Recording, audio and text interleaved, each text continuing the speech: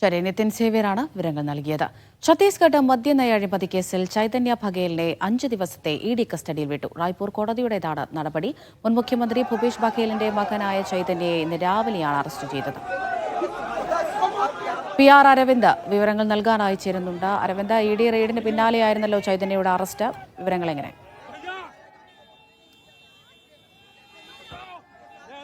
അമൃതത്തിലും ചൈതന്യ ബഘേലിനെ ഇപ്പോൾ 5 ദിവസത്തെ ഇഡി കസ്റ്റഡിയിൽ വിട്ടിരിക്കുകയാണ്. റായ്പൂർ കോടതിയുടേതാണ് ഇപ്പോൾ നടപടി ഉണ്ടായിരിക്കുന്നത്. ഉടൻ തന്നെ ചൈതന്യ ബഘേലിനെ ഇഡി ഓഫീസിലേക്ക് കൊണ്ടുപോവുകയും അതുപോലെ തന്നെ കൂടുതൽ ചോദ്യം ചെയ്യലിന് വിധേയമാക്കുമെന്ന് തന്നെ ഇപ്പോൾ ഇഡി ഉദ്യോഗസ്ഥർ വ്യക്തമാക്കുന്നു. ഇന്ന് രാവിലെ 6 മണിയോടുകൂടിയാണ് ഛത്തീസ്ഗഡ് മുൻ മുഖ്യമന്ത്രിയായ ഭൂപേഷ് ബഘേലിന്റെ വസതിയിൽ പരിശോധന നടത്തുന്നത്. ഛത്തീസ്ഗഡ് മദ്യനയ അഴിമതിയുമായി ബന്ധപ്പെട്ട് ചൈതന്യ ബഘേലിന് കൃത്യമായ പങ്കുണ്ടെന്ന് തന്നെ ഇഡി വ്യക്തമാക്കുന്നു. പുതിയ തെളിവുകൾ ലഭിച്ചതിന്റെ അടിസ്ഥാനത്തിലാണ് ഇപ്പോൾ ഈ അറസ്റ്റ് നടത്തിയതെന്നും ഇഡി വ്യക്തമാക്കിയിരിക്കുകയാണ്. നേരത്തെയും ഇത്തരത്തിൽ ഭൂപേഷ് ബഘേലും അതുപോലെ തന്നെ ചൈതന്യ ബഘേലുമായി ബന്ധപ്പെട്ട ഇടങ്ങളിലും അതുപോലെ തന്നെ ചൈതന്യ ബഘേലിന്റെ വസതികളിലും ഓഫീസുകളിലും പരിശോധന നടത്തിയിരുന്നു. നേരത്തെ നിരവധി ഉദ്യോഗസ്ഥർ IAS ഉദ്യോഗസ്ഥരടക്കം ഈ കേസിൽ പ്രതിയാണ്. അവരെല്ലാം ഇഡി നേരത്തെ തന്നെ പിടികൂടിയിരുന്നു. എന്തായാലും പുതിയ തെളിവുകൾ ലഭിച്ച അടിസ്ഥാനത്തിലാണ് ചൈതന്യ ബഘേലിനെ ഇപ്പോൾ ഇഡി അറസ്റ്റ് ചെയ്തിരിക്കുന്നത്. 5 ദിവസത്തെ കസ്റ്റഡിയും ഇപ്പോൾ ഇഡിക്ക് അനുവദിച്ചിട്ടുണ്ട്. അതേസമയം ഇത് രാഷ്ട്രീയ പ്രേരിതമെന്നതാണ് കോൺഗ്രസ് ആരോപണം ഉന്നയിക്കുന്നത്. കാരണം ഇപ്പോൾ ഛത്തീസ്ഗഡിൽ നിയമസഭാ സമ്മേളനം നടന്നു വരികയാണ്. ഇന്ന് നിയമസഭാ സമ്മേളനത്തിന്റെ അവസാന ദിവസമാണ്. അദാനിക്കെതിരെ ചില വിഷയങ്ങൾ